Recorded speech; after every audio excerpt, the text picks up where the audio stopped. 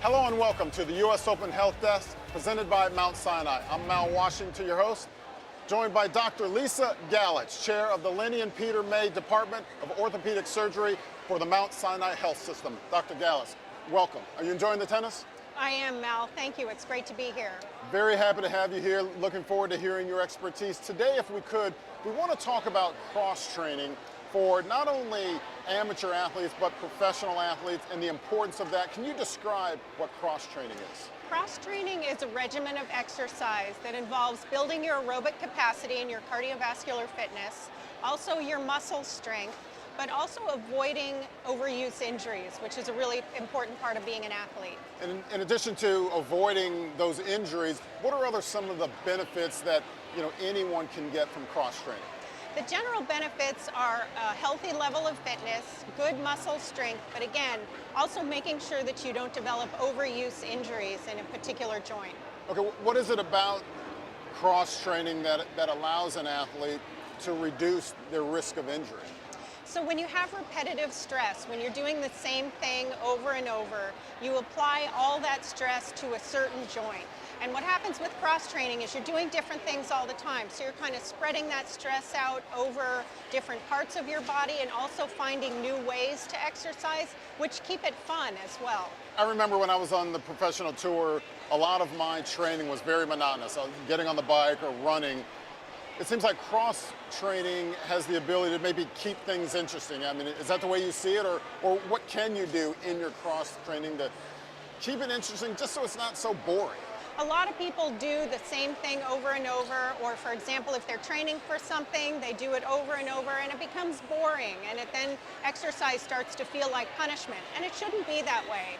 We do our sport for fun and we want to maintain health and fitness, and so by varying your activity, you keep it fresh in your mind, you're trying new things, meeting friends by doing different things. It introduces a social aspect to your exercise regimen if you pick things to do with other people. So it not only is helping your body, but helping your mind. What kind of things, and you work with athletes, can they do to create a good cross-training routine? Whether it's that weekend tennis player or that tennis player who's playing at a high level, collegiate level, or pro level. Right, so it's important to vary your activities. So an example is to do a spin class a couple times a week, to go for a run a couple times a week. You can introduce some yoga, which is really great for not only strength but flexibility. If you join a group exercise class or a group program or a running group, you can meet new people.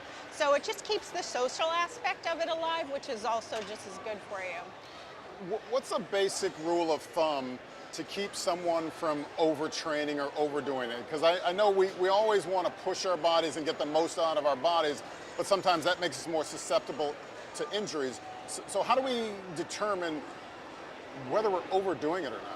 It's important to listen to your body. So if you start to fatigue easily, or if you're developing pain in a joint, you need to introduce something else, because you don't want to lose your level of strength and cardiovascular fitness.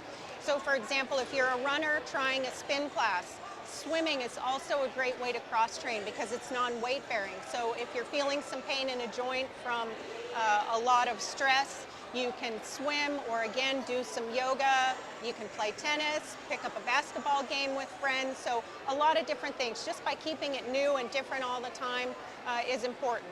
But it's also important to remember that if you're picking up a new skill or doing a new activity, to take it slow. So if it's something that's really truly new for you, start slow. Like if you're lifting weights, you want to start with light weights. Don't go to the gym and lift 100 pounds the first time. Dr. Galatz, those are great tips. I appreciate your time and expertise. Thank you. Thanks, Mal. Enjoy the tennis. Thank you. For more, check out usopen.org for tips from Dr. Galatz and the staff at Mount Sinai. Until next time, this has been the U.S. Open Health Desk presented by Mount Sinai.